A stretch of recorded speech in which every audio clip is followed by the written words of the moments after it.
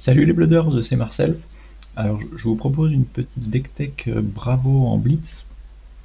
Alors pourquoi Bravo?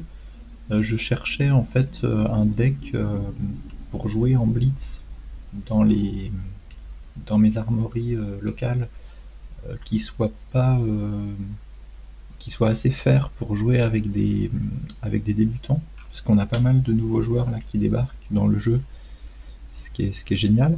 Et pour pas pour pas trop les malmener en Armory Blitz, je trouvais que Bravo était un deck intéressant à prendre, euh, parce que voilà, je voulais un deck qui soit pas trop oppressif pour les nouveaux joueurs, hein, pour pas trop les dégoûter du jeu. Je voulais pas me pointer avec Cano à chaque Armory. Et Bravo, j'ai trouvé que c'était un bon compromis entre un deck un peu polyvalent et un deck qui est pas trop qui permet à l'adversaire de jouer. Alors a priori, Bravo, ça a l'air quand même oppressif, hein, quand on regarde vite fait avec toutes les attaques crush. On se dit que c'est peut-être un deck super oppressif, mais en pratique, c'est pas forcément le cas, parce que même si vous calez un crush, si vous jouez aggro avec Bravo, vous n'êtes pas forcément dans le meilleur spot, parce que Bravo, le risque de Bravo, en tout cas avec ma liste, c'est de repiocher des mains toutes bleues. Donc des fois prendre la tempo avec Bravo, c'est pas forcément votre meilleur plan de jeu, parce que si vous repiochez des mains qui font rien, Bravo, c'est un deck qui, dans cette version un peu mid-range, hein, c'est un deck qui a tendance à, d'une main à l'autre, il va pas forcément faire grand chose, et donc c'est pas du tout le meilleur plan de jouer aggro. Le plan, c'est plutôt de jouer mid-range, c'est-à-dire de défendre, d'essayer de se set-up un peu, et puis d'attendre le moment où vous allez faire pivoter la partie avec vos crushs. Mais même en faisant pivoter la partie avec vos crushs, hein, vous êtes pas à l'abri voilà, de repiocher une main toute bleue, de rien faire derrière, de redonner la tempo à votre adversaire. Donc ça fait des parties intéressantes, ça fait des parties avec pas mal d'interactions. Votre adversaire, il peut aussi se préparer à ce que vous passiez vos gros crushs dominés, donc il peut aussi se mettre une réaction de défense dans l'arsenal s'il en joue, pour se préparer à ça. Donc ça fait des parties intéressantes, ça fait des parties interactives, et voilà, ça oppresse pas trop l'adversaire, c'est pas trop polarisant comme match-up en général. Et du coup, je me suis pas mal amusé avec cette liste dans mes armories, mes dernières armories. Je l'ai emmené pas mal, je l'ai emmené assez souvent. Donc c'est du Bravo un peu classique, hein. Je joue 27 bleus pour stabiliser voilà, la sortie du deck, hein, et être sûr de ne pas avoir une main où il n'y a pas de bleu.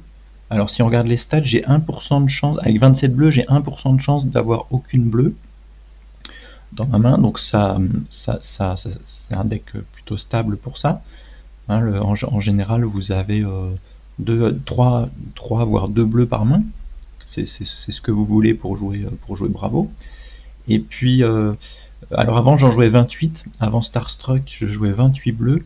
Là j'ai viré une bleue pour rentrer les deux Starstruck, parce que je trouve que Starstruck ça compense un peu le fait ça fait, ouais, ça fait, vous jouez moins de rouge, donc vous avez moins de chances d'avoir une main toute rouge. Vous pouvez, alors c'est pas terrible si vous avez une main avec 3 rouges et Starstruck, parce que vous pouvez juste, ça va vous coûter 2 cartes de mettre un coup d'Anotos, ça va pas être terrible. Mais c'est moins pire que de se taper une main toute rouge. Et puis j'en parlerai tout à l'heure, mais Starstruck fait une petite combo sympa avec Blessing. Puisqu'en fait je joue la version qui gagne des points de vie. Donc je joue les deux sigils, et puis les Blessing of Deliverance rouges. En fait on peut, dans cette version, on peut profiter du fait d'avoir beaucoup de cartes qui coûtent 3 ou plus. Les seules cartes qui coûtent pas 3 ou plus dans le deck, ce sont les Blessings, les Pummel et les Sigils. Donc il n'y a que 6 cartes qui coûtent moins de 3. Et donc les Blessings, quand vous jouez votre Blessing, vous êtes à peu près sûr de regagner 3 ou 2 points de vie. Et je trouve qu'en blitz, alors vous allez me dire c'est un peu mou hein, de jouer blessing, mais justement dans l'idée de faire un deck qui est pas trop oppressif, qui veut faire durer la partie, qui veut jouer mid-range, je trouve que les blessings sont top, parce que ça vous coûte rien. Enfin, ça vous coûte de garder cette carte et une bleue qui coûte 3 ou plus, mais elle coûte toutes 3 ou plus. Donc vous gardez un blessing et une bleue, et vous faites un tour bien, parce que vous regagnez des points de vie, tout en mettant votre coup d'Anotos et puis en recréant un séismique. Alors le défaut de blessing, c'est que si vous gardez juste blessing une bleue, ben il faut repiocher une bleue. Si vous repiochez une rouge, là vous êtes coincé. Donc c'est pour ça que le deck joue que 11 rouges. Mais si vous repiochez un Star Trek, vous pouvez quand même mettre un coup d'Anotos, hein, parce qu'il vous reste un flottant sur le blessing. Donc avec Star Trek, vous pouvez mettre un coup d'Anotos à 6, donc vous pouvez quand même sauver votre tour, d'avoir posé votre blessing et proposer un coup d'Anotos à 6. Mais j'aime beaucoup cette version un peu défensive, un peu contrôle, hein, qui regagne des points de vie, puis qui va attendre, qui a un peu plus de marge de manœuvre. Ça élargit en fait votre marge de manœuvre en blitz pour faire le moment où vous allez faire pivoter la partie avec un gros Crippling Crush Dominate ou Starstruck Dominate. Et du coup c'est pour ça que j'aime beaucoup Blessing dans cette version. Ensuite c'est du classique, hein, les deux Crippling. Je joue un Pulverize. Alors Pulverize c'est surtout un bon tour 1. Un bon tour 1 que vous allez chercher avec Showtime tour 1, ou que vous pouvez Eve tour 1 si vous l'avez dans votre main. Ou si la partie le permet, vous pouvez en cours de partie vous pouvez le Eve, mais sinon vous allez défendre avec, hein, puisque c'est une rouge qui défend à 3. L'autre intérêt de Pulverize, c'est de faire Ruse. Avec une seule carte, vous activez Ruse, donc c'est super bien aussi pour ça. Vous pouvez garder des mains où vous avez Pulverize, Ruse et puis deux bleus. Et là, vous faites un tour sympa.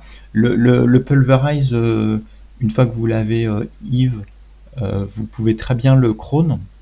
Donc si vous bloque, si votre adversaire vous disrupte votre Pulverize que vous aviez préparé, n'hésitez pas à le Crone. La Crone, elle est là aussi pour ça. Parce que même s'il est face-up, la Crone permet de le filtrer. Donc ça fait aussi une bonne synergie, une bonne interaction entre Pulverize et Crone, si votre adversaire a trouvé le moyen de vous disrupter votre Pulverize. Les pummels, je reviens pas dessus, hein, c'est une carte de base dans Gardien pour faire pivoter la partie. Alors la plupart du temps, on va pas forcément, c'est pas simple de pummel un Crippling ou un Starstruck, ça coûte un peu cher, puis souvent on va préférer coller Dominate à Crippling ou à Starstruck pour pas que l'adversaire vous crache toute sa main en défense pour pas se prendre le crush, puis vide sa main pour tout défendre.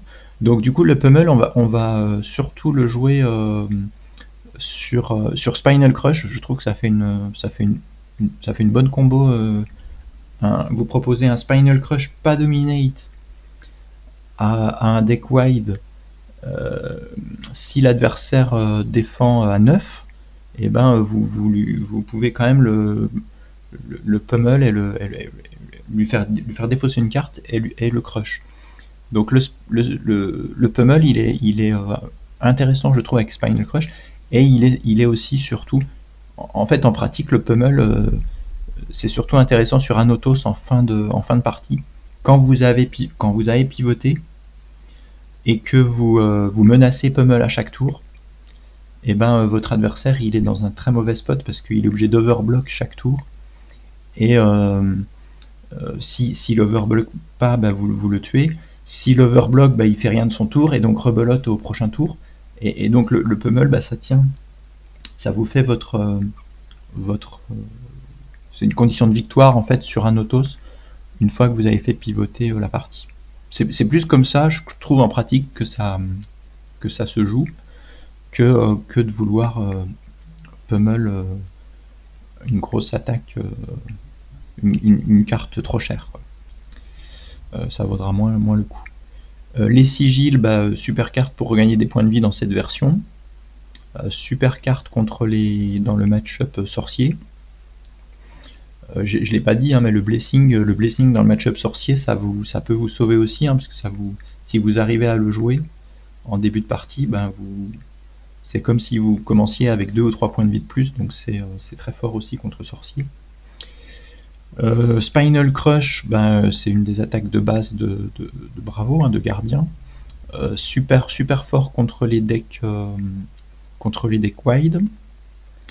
Alors bien souvent, de faire juste Spinal Crush Dominate avec la capacité de Bravo, ça suffit pas, parce que votre adversaire en général, même sur Dominate, il peut bloquer 6. C'est pas un souci avec des équipements ou avec des réactions de défense de bloquer 6 pour votre adversaire. Donc souvent, faire Spinal Crush Dominate, ça suffit pas. C'est pour ça que je vous disais que le Spinal Crush était intéressant en synergie avec Pummel. Star Struck, alors c'est la nouvelle carte de Bravo. C'est une carte que je trouve complètement dingue. Ils ont donné un autre Crippling Crush à Bravo. C'est vraiment ultime, parce que si ça crush, votre adversaire a plus vraiment de tours. Alors sauf si c'est un deck vraiment tall, contre brut, ça fait pas grand chose par exemple, mais contre tous les autres decks, ça peut potentiellement annihiler complètement le tour de votre adversaire. Et franchement c'est génial, hein, ça pitch jaune. Je vous disais que le pitch jaune pouvait être intéressant aussi dans certains cas, pour vous sauver d'une main trop rouge, en plus des bleus. Et puis j'en ai pas parlé, mais l'effet Unity, faut pas l'oublier. Le fait de créer un séismique en défendant avec cette carte plus une autre, ça peut vous mettre dans des très bons spots. Vous pouvez sortir un Spinal avec une seule bleue, par exemple, si vous avez déjà créé un séismique le tour d'avant. Donc c'est vraiment chouette. Cette carte là elle est utile dans tous les cas. Peut-être que le moins bien c'est de la pitcher, même si elle pitch jaune, mais faire un Star Struck Dominate ou créer un séismique pour mettre un Spinal avec une seule bleue, je trouve ça vraiment chouette comme ligne de play. Donc ça booste bien Bravo, hein, cette nouvelle carte. Et puis alors les bleus, je vais pas toutes vous les passer en revue. Vous avez les attaques qui vous permettent d'activer parfois Ruse.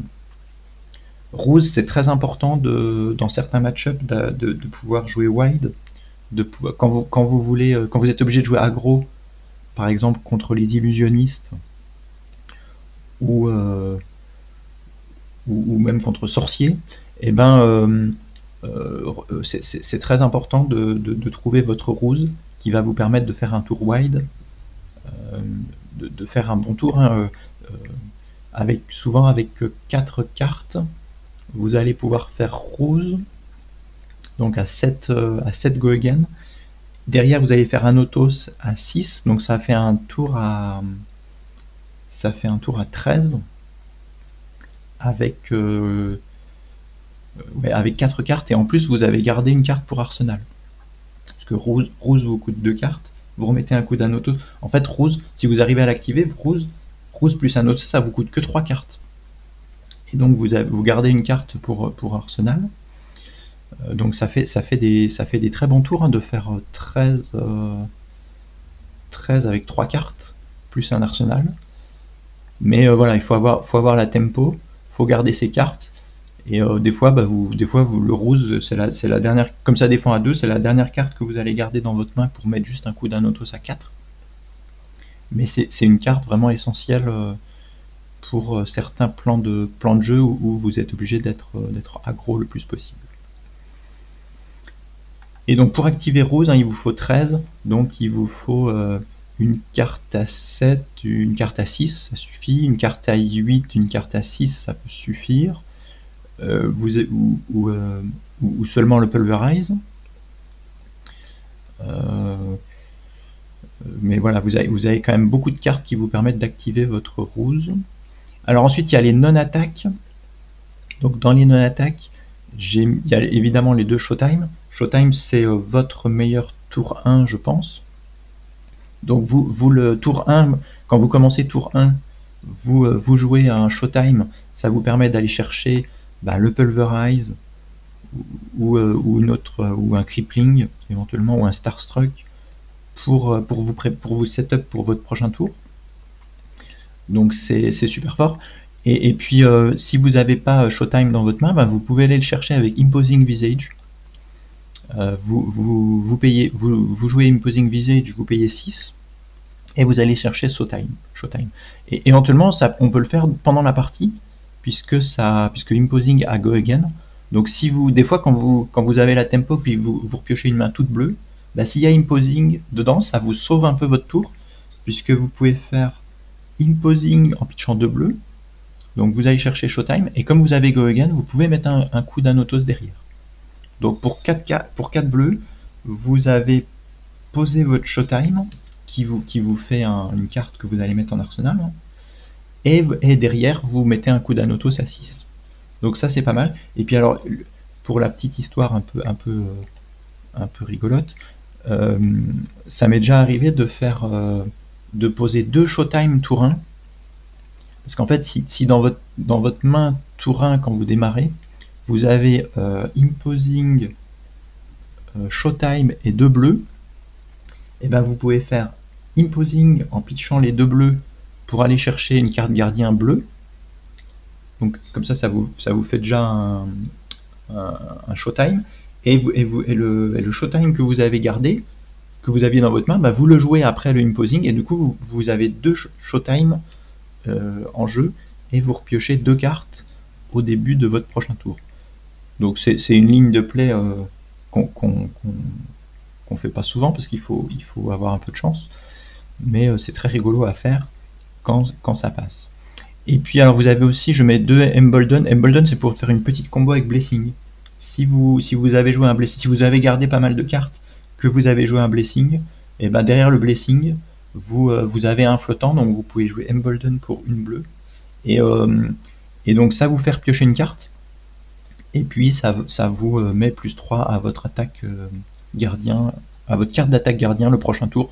Je le mets juste pour la petite combo avec Blessing, on la sort pas souvent, mais si ça sort, ça peut faire aussi un bon tour 1, et puis ça peut vous permettre aussi de vous setup contre certains decks. Puis bon, la carte est cool, ça reste une non-attaque bleue qui défend à 3, donc c'est aussi une bonne carte. C'est un peu comme, Stamp Authority, ça ressemble un peu à ça aussi, hein. Stamp Authority, on va pas la jouer souvent, je l'ai mis en 1 pour avoir une non-attaque, qui pitch bleu, puis qui défend à 3, puis qui coûte 3. Mais ça peut aussi être un tour 1 pas trop mal, puisque ça c'est un petit peu non, c'est quand même moins bien que Showtime.